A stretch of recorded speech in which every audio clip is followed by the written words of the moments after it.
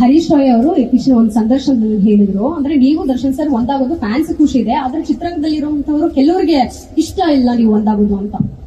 Is it true? ಯಾವ್ದಕ್ಕೆ ಉತ್ತರ ಕೊಡ್ಲಿಕ್ಕೆ ಅಂದ್ರೆ ಅವ್ರಿಗೆ ಇಷ್ಟ ಇಲ್ಲ ಅನ್ನೋದಕ್ಕೆ ಉತ್ತರ ಕೊಡ್ಬೇಕಾ, ಹರೀಶ್ ರಾಯ್ ಹೇಳಿದ್ರು ಅದು ಉತ್ತರ ಕೊಡ್ಬೇಕಾ? ನಿಮ್ಗೆ ಅನ್ಸಿದ್ದು ನಿಜ ಅನ್ಸುತ್ತಾ? ಅಲ್ಲ, ನೀವು ನಾವಿಬ್ಬರು ಏನಮ್ಮ 16-18 ವರ್ಷದವರ ಹುಡುಗರಲ್ಲ, ನನ್ ಸ್ವಂತಿಕೆ ಬುದ್ಧಿ ಇಲ್ಲ. ಯಾರನ್ನಾರ ಕೇಳ್ಕೊಂಡು ಒಂದಾಗ್ತಾರ ಅಥವಾ ಯಾರನ್ನಾರ ಕೇಳ್ಕೊಂಡು ದೂರ ಆಗ್ತಾರೆ ಯಾರಾದ್ರೂ? ಅಲ್ಲ ಸರ್, ಈಗ ನೀವು ದೂರ ಆಗಿರುವಂತದ್ದು ಬೇರೆಯವರು ಖುಷಿ ಕೊಡುತ್ತೆ ಅನ್ನುವಂಥದ್ದು. ಖುಷಿ ಪಡ್ಲಿ ಬಿಡಿ, ಪಾಪ ಇರೋದೇ ಅದಕ್ಕೆ ಅವರೆಲ್ಲ. ಆ ಸತ್ಯ ನಿಮ್ಗೆ ಗೊತ್ತಾ?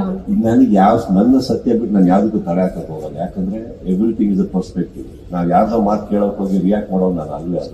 ನನ್ನ ಕಣ್ಮುಂದೆ ನಡೀಬೇಕು.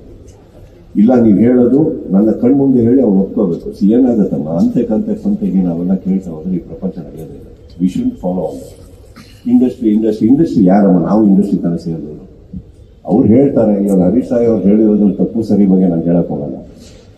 ನಮ್ಮ ಸತ್ಯ ನಮಗೆ ಗೊತ್ತು, ನಾವ್ ಯಾಕೆ ಹಂಗಿದೀವಿ, ನಾವ್ ಯಾಕೆ ಚೆನ್ನಾಗಿದ್ದಾಗ್ಲೂ ನಾವ್ಯಾಕೆ ಚೆನ್ನಾಗಿದ್ವಿ, ಬೇಡ ಅಂದಾಗ್ಲೂ ಯಾಕೆ ಅನ್ನೋ ನಮ್ಮ ಸತ್ಯಗಳು ನಮ್ಗೆ ಗೊತ್ತಿದೆ. ಕರೆಕ್ಟ್ ಅಲ್ಲ? ಅಲ್ಲಿಗೆ ಬಿಟ್ರೆ ನಾನು ಬೇರೆಯವ್ರು ಖುಷಿ ಪಡ್ಲಿ ಬಿಡ್ಲಿ ಅನ್ನೋದು ಏನಾಗುತ್ತೆ?